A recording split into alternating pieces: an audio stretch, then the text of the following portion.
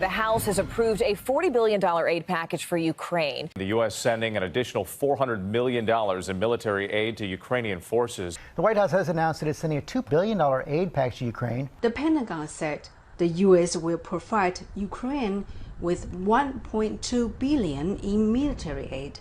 The $3 billion in direct aid to Ukraine includes 50 Bradley fighting vehicles. Blinken is announcing another $1 billion in military, humanitarian, and economic aid. The U.S. will soon send a new military aid package to Ukraine, worth $325 million. This package provides up to $250 million for arms and equipment. Biden administration just announcing moments ago a new $300 million military aid package will be headed to Ukraine.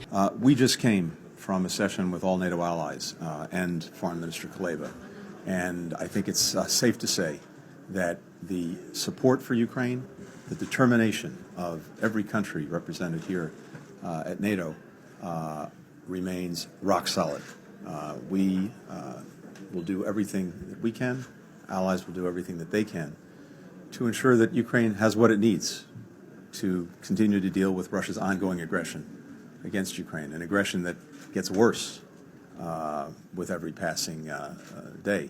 And we've seen that just in the month of March with thousands of missiles, rockets, projectiles launched at Ukrainians and Ukraine cities and towns, its electricity grid, and that continues. We're also here at NATO to talk about the summit that's upcoming in the summer in Washington, celebrating the 75th anniversary of the alliance. Ukraine will become a member of NATO. Our purpose at the summit is to help build a bridge to that membership and to create a clear pathway for Ukraine moving forward. We also held our second NATO-Ukraine Council. We reaffirmed that Ukraine's future is in NATO. Our goal now is to create a bridge to Ukraine's full membership, offering additional support and greater cooperation as Ukraine makes the reforms necessary to join the alliance.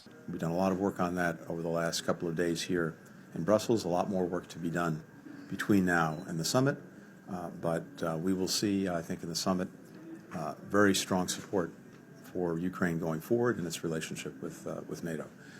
But we're equally focused, as I said, on the immediate and on Ukraine's needs today, tomorrow, the day after, to help it withstand this ongoing aggression from Russia. We'll talk about all of that and the work that our two countries continue to do together. Final point is this. The fight that Ukraine has on its hands is not only Ukraine's fight, it's everyone's fight, because the aggression being committed by Russia is not only an aggression against Ukraine and its people, it's an aggression against the very principles that lie at the heart of the international system. If Russia were somehow to succeed in Ukraine, if we did not continue to stand with Ukraine, the message to would-be aggressors everywhere is it's open season. You can get away with it too. And so it's imperative that Congress move forward with the supplemental budget request that President Biden made for additional assistance to Ukraine. It's not only in Ukraine's interest, it's profoundly in our own. And we have dozens of allies as well who feel the same way, who are more than picking up their share of the burden. And the supplemental will help ensure that we can continue to deliver for Ukraine, because Ukraine is delivering for us, fighting the fight every day to uphold these principles that Russia is aggressing and that matter to the United States and matter to every country in NATO.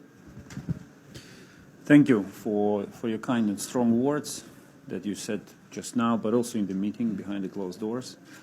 I didn't want to spoil the birthday party for NATO, but I felt compelled to deliver a very sobering message on behalf of Ukrainians about the state of Russian air attacks on my country, destroying our energy system, our economy, killing civilians. And I urged allies today to provide Ukraine with new additional air defense systems, the best of which is Patriot. This is the only system that effectively intercepts ballistic missiles. In March only, Ukraine suffered from 94 ballistic missiles. 94 ballistic missiles were shot at Ukraine. As a result of the discussions that we had and the strong encouraging messages from Secretary Blinken, allies will undertake an exercise of allocating, of finding this, identifying these additional air defense systems in order to bring them to Ukraine, to provide them to Ukraine, and help defend our skies.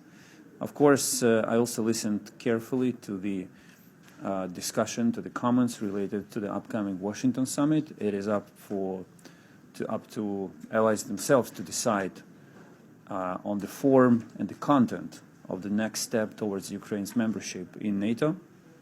I understand that decision has been taken today to task the military part of the alliance with designing what that step could be, and we will be looking forward to the outcome. But of course, we believe that Ukraine deserves to be a member of NATO, and that this should happen sooner rather than later.